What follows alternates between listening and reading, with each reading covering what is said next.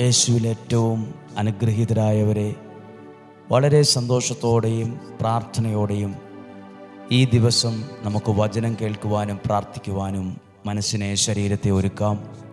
ദൈവം എന്നെ സ്നേഹിക്കുന്നുവെന്ന് കുറച്ചുകൂടെ എനിക്ക് മനസ്സിലാകത്തക്ക വിധം, ദൈവം എൻ്റെ പ്രാർത്ഥന കേൾക്കുന്നുവെന്ന് എനിക്കറിയാം, എങ്കിലും കുറച്ചുകൂടി എനിക്കത് മനസ്സിലാകത്തക്ക വിധം, കുറച്ചുകൂടെ ദൈവം എന്നെ അനുഗ്രഹിക്കുന്നുവെന്ന് എനിക്ക് കുറച്ചുകൂടെ മനസ്സിലാകത്തക്ക വിധം, എൻ്റെ ഭവനത്തിലുള്ളവർക്കത് മനസ്സിലാകത്തക്ക വിധം ദൈവം എൻ്റെ ജീവിതത്തിൽ ഇടപെടാൻ ഇടവരട്ടെ എന്ന് പ്രാർത്ഥിക്കുകയാണ്.